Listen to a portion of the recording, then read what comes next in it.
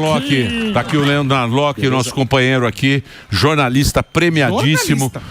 Ele fez lá que é um sucesso, o Guia dos Politicamente Correto, e agora está lançando um livro que se eu sou do Ministério da Educação e Cultura, eu colocaria esse livro para a juventude. Eu colocaria esse livro no currículo para os jovens. Eu li o livro, eu achei muito bom. Muito bom. Eu achei muito bom porque ele desmistifica muita coisa e eu sugiro que você compre, se você tiver um filho que está na escola, uma filha adolescente e tal, que está nessa época, que você compre esse livro e dê para ele no Natal. Porque é muito bom mesmo. Eu fico muito agradecido que você várias vezes está indicando ele e toda vez que você indica ele dá um pico de vendas. Assim. Porque você fez muita pesquisa, né? Sim. Você trabalhou muito em cima desse livro. O meu trabalho é esse, né, cara? Pegar vespeiro, cutucar vespeiro e sempre levando pesquisa boa, né? Então, o que tem de assunto, que é uma história meio mal contada, que aí tem os ambientalistas, tem um monte de ativista em cima contando fake news. Eu vou lá e falo, não, peraí, vamos botar a bola no chão e mostrar como que é de verdade, né? Exatamente. Porque muito quando se coloca... Sempre tem aquele cientista que coloca o outro como negacionista, né? Então, você rotula. Você fica rotulado. É um jeito de desclassificar. Isso. Ele cresce mais destruindo a reputação dos outros do que na própria pauta. E você teve na COP, na COP 30, e tem os vídeos dele no canal dele. É o canal... Onde tá isso? Tá no L Narlock? Isso, lá no Instagram, L Narlock, vários vídeos bem divertidos. Quase apanhei lá na COP, cara. Sim, eu vi. Sério? Eu vi.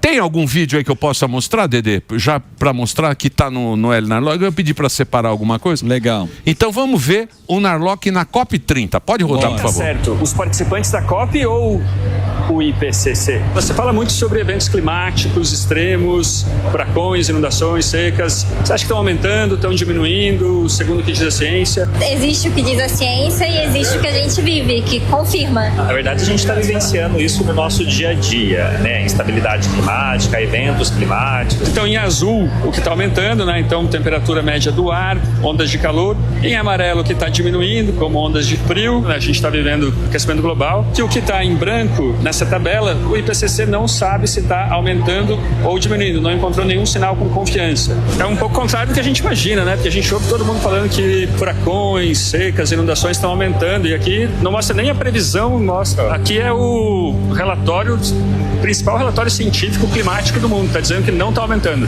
Ainda assim, a gente tem evidências no nosso dia a dia, você entendeu? Mas isso não é uma evidência anedótica, assim, por exemplo? Não é. Eu acho que a evidência anedótica é negacionismo. Pero quando lo veo desde mi realidad, desde mi día a día, no lo veo dessa forma. Se roubam teu celular. Daí você fala, tá aumentando o roubo de celular, mas a estatística talvez esteja diminuindo. Então, o que aconteceu particularmente naquele dia não mostra a tendência geral da tendência de roubo de celulares. Mas assim, eu não tenho propriedade, né, técnica para te trazer essa informação, mas enfim, que o aquecimento global ele existe, que a crise climática ela existe, isso é inegável. Isso é mais uma questão matemática do que outra coisa. Então, aí que tá, né? Porque isso é uma coisa da esquerda. Isso aí. E a esquerda, eles gostam de repetir clichê. É uma coisa bacana da esquerda isso, né? Que é a repetição do clichê. Mesmo você mostrando... Não adianta. A prova não adianta, né? Não, e foi engraçado que no começo, quando eu perguntei, você acha então que os eventos extremos estão aumentando, segundo a ciência? E todo mundo tinha propriedade para falar, não, claro, não, sou composto de especialista. Acontece. Né? E depois eu mostrei a tabela do último relatório do IPCC, falando, olha, o IPCC não sabe se está aumentando a maioria dos eventos. O que o IPCC sabe? Que as temperaturas mais altas estão aumentando, o mundo está mais quente por causa do aquecimento global e tal. As temperaturas mais frias também estão aumentando. E mais alguma coisa sobre a acidez do oceano e tal. Sobre furacão, vendaval que a gente está tendo essa semana, tempestade, nevasca, furacão, eu já falei, tornado, que nem teve no Paraná, ainda não se sabe. Se sabe. Isso é um reflexo. Não tem uma... Então, mas é que eles mudam a nomenclatura. Por exemplo, a frente, antigamente era frente fria, isso que a gente está vendo agora. Ninguém mais fala frente fria. Agora ciclone. É ciclone. Extratropical. Então, agora é o céu. Olha, cuidado que vem o ciclone. O ciclone assusta muito mais do que uma frente fria. Muito dá medo, né? Então ele derruba. É uma questão de semântica. É a mesma coisa, né? Não mudou do ano passado para esse ano. O ciclone não apareceu do nada. Criou-se. Tem aquele exemplo que você sempre mostra da mulher mostrando. Sim, da temperatura. Então eles mudam a nomenclatura como mudaram de aquecimento global para mudanças climáticas, né? Isso. Não, é muito louco, cara. E tem essa assim, ó, tem todo um. Para muita gente, se você questionar, como o Sami falou, né? Se você questionar, não, veja, o IPCC está dizendo, não é um cientista oculto. O IPCC é exatamente o quê? Ele é o painel intergovernamental de mudanças climáticas. Então é um órgão da ONU. O que ele faz? A cada 5, 6 anos ele faz um grande relatório com todas as pesquisas, fazendo um resumo de todas as pesquisas sobre clima. Né? Um relatório tem lá milhares de páginas, né? E eu peguei aquela tabela ali, a página 1856. E daí ele fala, o que a gente sabe nos últimos 5 anos sobre clima? E muitas vezes vai contra o que a própria ONU diz, né? Então, assim, o que o IPCC diz? Olha, tá esquentando o planeta por causa de emissões de carbono? Sim. As mortes causadas pelo clima estão aumentando? Não. Né? Porque como a sociedade está cada vez mais rica, mais protegida, a gente está mais resiliente, a gente consegue dominar o clima, né? Sim, está mais protegido também. Mais protegido. Os eventos extremos estão aumentando? Temperatura, sim. Mas a maioria, como eu falei, não.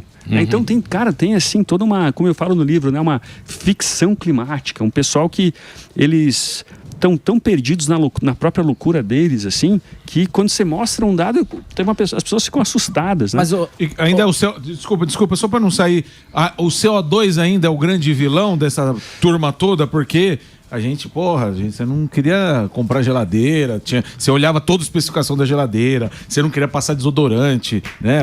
O Sami vinha com CC, porque ele falava, não quero...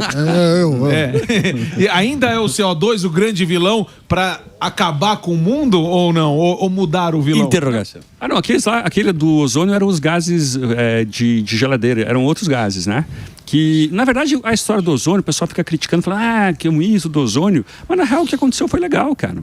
A sociedade se ligou que aqueles gases prejudicavam a camada de ozônio, fez um acordo de parar de usar e pronto, resolveu.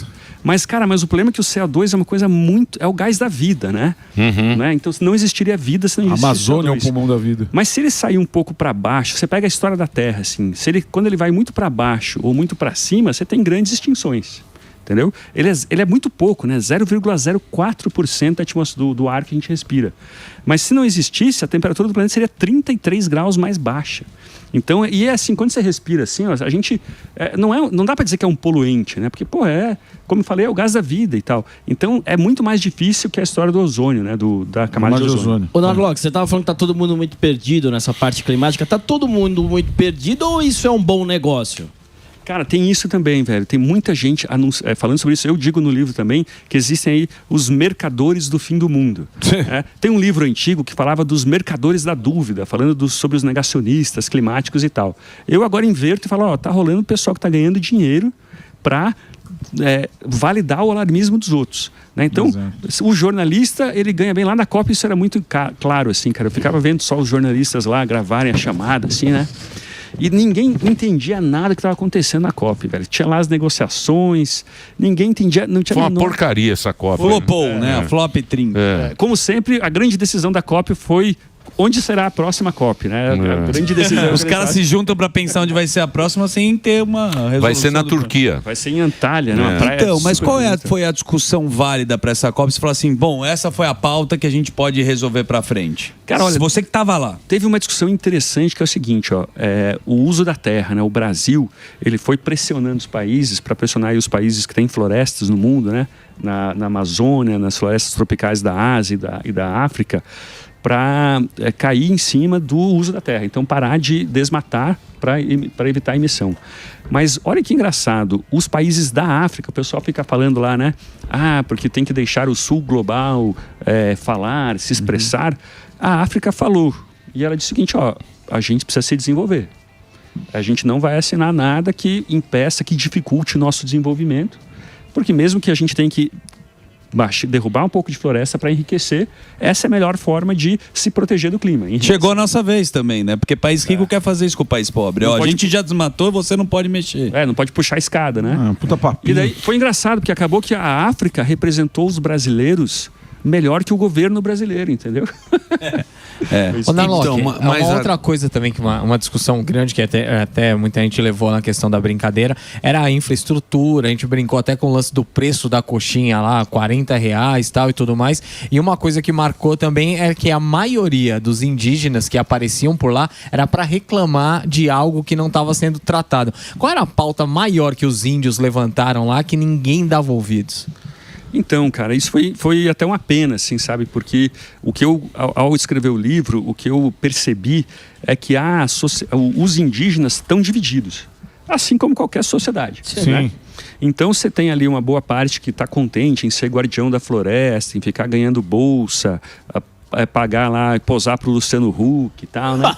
e viver como se estivesse em 1500, escondendo o celular de vez em quando e tal. Mas tem uma parte crescente aí, velho, de índio que, cara, eu já falei aqui várias vezes, né? O cara quer ganhar seu próprio dinheiro, ele quer, que nem os parecis lá no Mato Grosso, eles desmataram 2% da terra deles, que dá 20 mil hectares. Eles têm muita terra. Tem muita terra. Tem muita terra, índio. Quer pôr um Starlink o índio, coitado. Não, e olha só que louco, os índios hoje são donos lá de, o pessoal fala 13%, né? Acho que esse é o número do território brasileiro.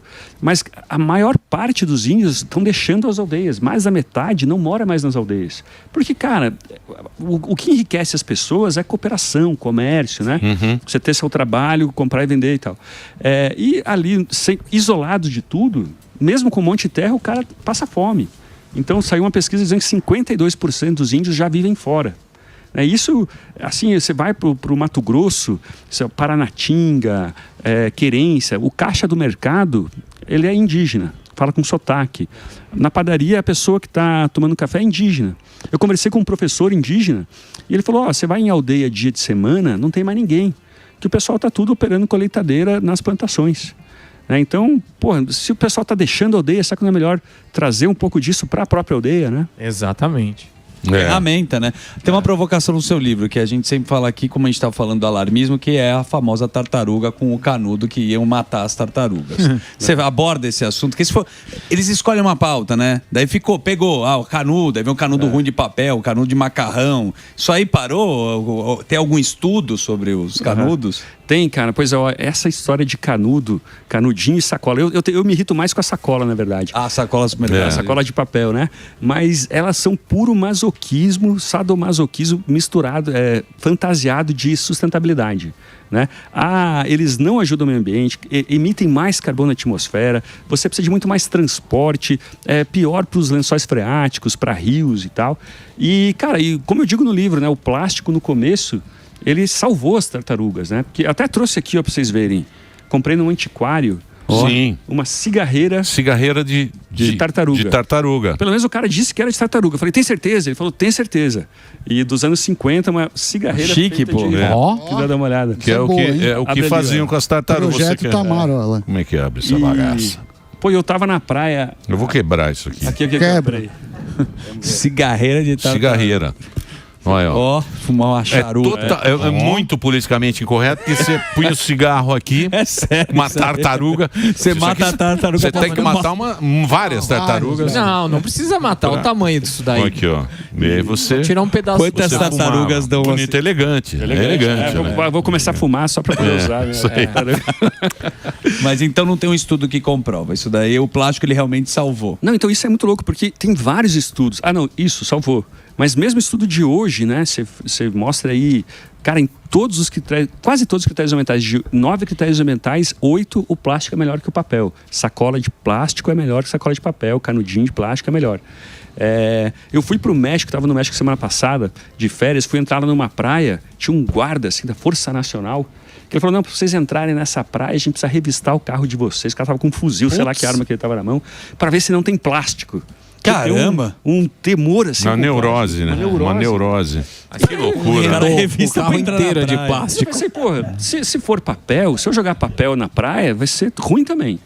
Então, a solução, claro que o lixo plástico no mar é um problema. Sim. Mas, papel também, né? Não é lixo, qualquer lixo, pô. Enfim, tudo. É uma questão de civilidade, não jogar lixo no chão, né? Exatamente. É uma questão de educação. De ser adulto. Agora, isso aí. eu às vezes penso, né? Porque eu estava conversando com o professor Samidana. E tudo na vida é o dinheiro, né? Money talks. Tudo é money talks. E você vê o negócio dos automóveis. Por exemplo, a União Europeia. A União Europeia ela decidiu que em 25 não ia mais produzir carro a combustão. Né? Aquilo foi determinado lá nesses encontros, né? Que ia ter isso. Só que o que aconteceu? O chinês foi lá e fez um carro mais barato e muito melhor do que o carro europeu elétrico. Foi lá, o cara desenvolveu, o chinês, a BYD faz o comercial aqui, e ele estava explicando, o cara da BYD, ele é meio Steve Jobs. Então ele fez tudo, isso, né? Ele fez uma produção vertical do automóvel, conseguiu fazer um carro bom e barato.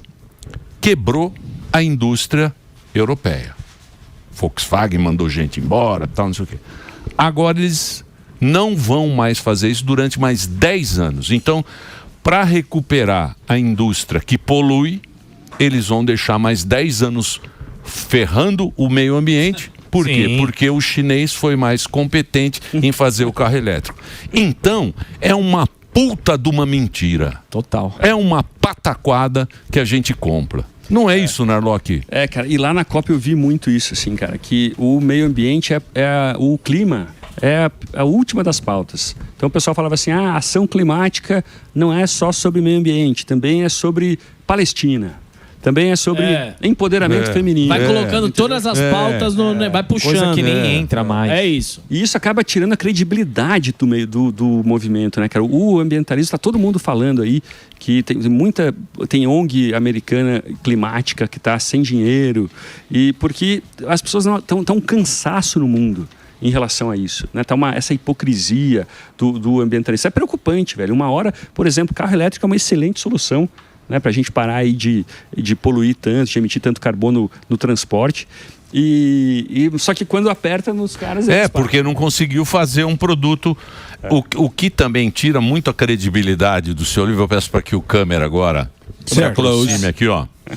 Vejam só, Leandro Narlock é um sujeito perigoso, um negacionista histórico.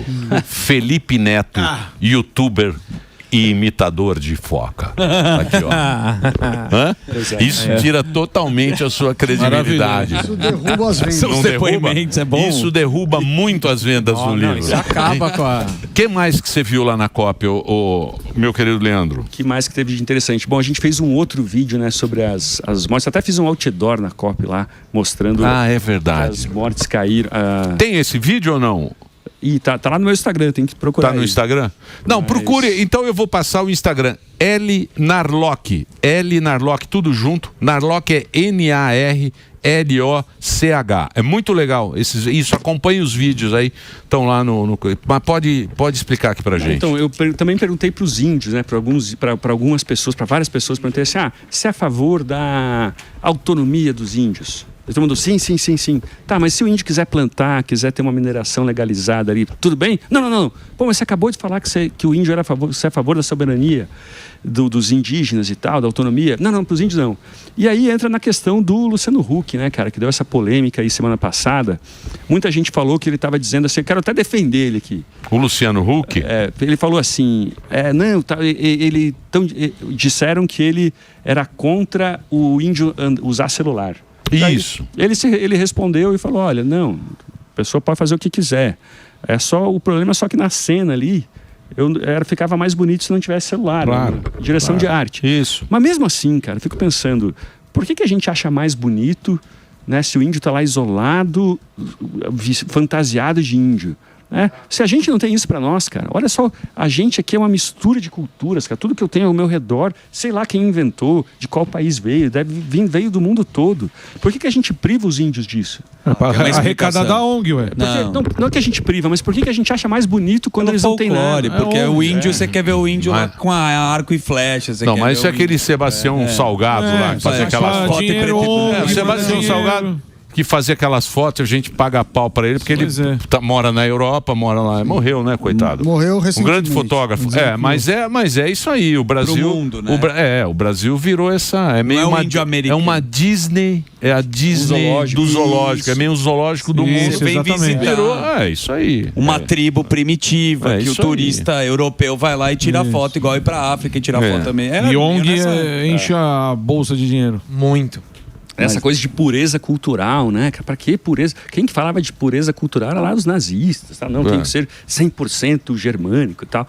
E, pô, deixa os índios se misturar. Povos originários, você tem que preservar os povos originários e a cultura desses povos. Mas se ele mas me fala uma coisa, mas o que o índio... Porque o índio também tá dividido, né? Tem uns que querem o progresso e tem outros que gostam das cotas, né? Que ficam com gente ONG, né? Os índios petistas. Hã? Não, então. Mas aí cada tribo devia decidir a sua... Sim. Cada um, né? Liberdade.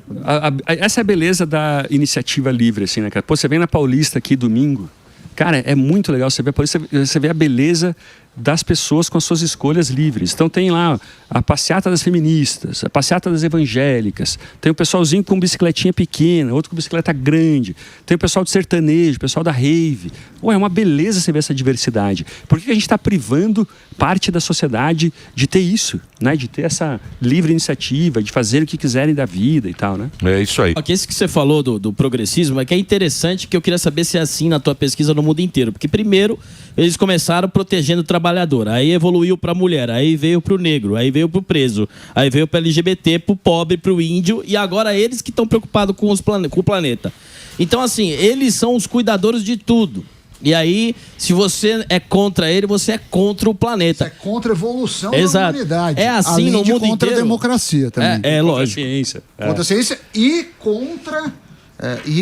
E contra as crianças, contra um monte de coisa. Os animais. Sim. É assim no mundo inteiro. E os professores. É sim, cara, mas e daí acaba que você acaba amarrando o meio ambiente em todas essas pautas. E como elas estão meio em declínio, a pauta ambiental vai junto, né? A COP, ela teve aí metade dos líderes mundiais que a anterior. Essa COP foi um fiasco, foi um fracasso, porque a moçada, os políticos meio que perceberam que esse assunto está fora de moda. Entendeu? Saiu do hype. Saiu do hype. E daí, você chega para um judeu e fala assim, não, cara, a questão climática também é uma questão de Palestina livre. Porra, daí você está afastando o cara, entendeu? Você está jogando o cara na trincheira oposta. Né? E eu acho que é ruim para o meio ambiente você ficar misturando com toda essa montoeira de pauta de organização. O ativista está sabotando a própria causa ao fazer isso, entendeu? Então, mas é o problema da esquerda do Brasil, porque isso aí é pauta de burguês. Né? Isso aí é pauta de burguês. Vão acabar todo mundo. A gente sabe quem é que faz isso. Quer usar os artistas lá, os artistas estão falando... Salve a Amazônia, pulmão do mundo. Só que o que acontece? Quando você vai pegar o PT do Lula. O Lula que eu tô falando é aquele PT raiz, que é o trabalhador. Chão de fábrica. O cara do sindicato. Vai furar a Amazônia. Ele vai furar a Amazônia lá, o petróleo que se dane. E o PSOL, que é a pauta. O PSOL é pra quê? É pra filho de rico. Pra tomar gin tônica na Amazônia. Universitário. Filho de rico é tudo psolista, que são esses caras que falam dos virtuosos. Você entendeu? Isso de especiarias no gin. Só que é o seguinte, quando você chega na bigorna da realidade, o que vai ganhar é o cara que vai furar petróleo na Amazônia, porque vai melhorar pro cara que mora no Amapá, vai melhorar pra vida das pessoas. Sem dúvida. Esse aí ele já é rico, então ele fica só colocando a camisetinha bonita do Greenpeace e salve a Amazônia. Mas e a culpa cai nos outros, né? Sim, é claro. Só que esse cara, os mais jovens, a molecada, ela tá sacando que a culpa não é dela que teve escravidão. Eles já estão percebendo isso, que foi imputados a ele uma culpa que não pertencem a eles. Reparação histórica. Isso, não pertence a essa molecada mais nova. Eles já estão mais espertos nisso, por quê? Porque você está lançando o livro, tem uma outra corrente explicando exatamente isso que está acontecendo, que não existia antes. Né? E tem assim, acho que outro mito que tem nisso é assim, a ideia de que a ciência está do lado do apocalipse, né? Então, a Greta Thunberg, né? Esse dia teve uma tirinha assim, que a Greta era a ciência, quem era contra a Greta era a anticiência. Cara, não é bem assim, velho. Não é bem assim, entendeu? Você tem aí muitos cientistas. O meu livro é todo baseado em ciência de peso. Não é da universidadezinha pequena lá, de universidade grande, mainstream, né? Como o pessoal chama, universidade do sistema. Falando, olha, esse pessoal tá exagerando. E até saiu agora, não sei se a gente vai falar sobre isso, mas saiu aí, teve um escândalo semana passada, né? Que a revista Nature... Eu vi isso aí. Viu isso? Pode falar, pode colocar. Ela teve que retirar do ar um artigo. Esse artigo era muito louco, não sei como que eles chegaram a publicar, né, cara? Porque ele falava que o prejuízo das mudanças climáticas até 2049, 25 anos, seria de 38 trilhões de dólares. Isso é mais que o PIB americano inteiro. É que toda a economia americana. E daí, de repente, o pessoal achou um probleminha aqui, um probleminha ali. De repente, tinha tanta falha no estudo que a revista falou, ó, vamos tirar do ar porque é uma bobagem. E esse estudo falava que até 2100, se não me engano, a economia ia cair 67% por causa do clima. Cara, o IPCC, a Agência do Clima Americana, eles falam de 4%, 5% de impacto econômico. Como é que se chega nos 67%? E daí, é para aterrorizar mesmo. Mas né? tem um sentido, claro, né? Não é só aterrorizar, não é só jovem falar sobre isso. Você está falando que vale muito dinheiro. Você vê que tem um termo lá que a gente ficou falando aqui que chama greenwashing, né? Que as empresas parecem que estão, né, preservando, mas é só para ter um selo bonito. Isso caiu muito com a tal do ESG, todo mundo... Lembra que precisava ter um selo do ESG? Acabou o ESG? Ninguém tá falando mais que é ESG, pô? Pois é, saiu de moda também, né? Lembra? ESG, opa! CS, se você for, você tá... É isso aí. Os fundos, né? No mercado financeiro, que o Sami sabe muito Sua bem. empresa tinha que tá ter regularizada. Um selo. ESG, não tem mais ESG agora. Então, assim, ó, eu até, em essência, a ideia de ESG é legal, velho. Que assim, imagina que não tem, que nem lá o Paulo Cogos, né? Que é o pessoal não tem governo, não tem lei. O pessoal é narcocapitalismo. Nesse caso, você ia ter uma regra privada, um ordenamento privado. Eu ia ter minhas leis, né? E, pô, o ESG é meio isso, ó. Essas aqui são as empresas, eu só vou fazer negócio com empresas que seguem essas regras. Pronto. Certo. Mas o problema é que essas regras são ruins, na maioria das vezes, na minha opinião. Né? Por exemplo, a ideia de igualdade de resultados. Você acaba sacrificando a igualdade de tratamento. Não, vamos tratar as pessoas de forma igual para atingir um nível de igualdade de resultado, que a minha empresa tem que ter tanto de tal cota, de tal outra cota, né? Então, o ESG, os departamentos de ESG estão muito perto do departamento de marketing. Então, se o ESG fala lá, ó, sacola de plástico é melhor que de papel.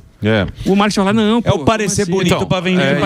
Isso aí, que é a lei só para inglês ver. Isso, né? O ESG foi tipo a lei do Dom Pedro do negócio dos escravos lá, da navegação que ele fez. Não, essa lei eu tô fazendo aqui só para o inglês ver. É isso aí que foi ESG. A empresa quer faturar, né? Claro, Não quer ESG, né? Claro. Tanto que nos Estados Unidos você viu. Agora, o mais importante nesse livro, e eu indico para você ler, é pra gente não ter tanto cortisol, porque notícia ruim, já basta. Notícia ruim, que a gente já tem toda hora aqui, ela dispara o cortisol e a gente tem que ficar vendendo magnésio para você diminuir o cortisol da sua vida. Que a gente gerou.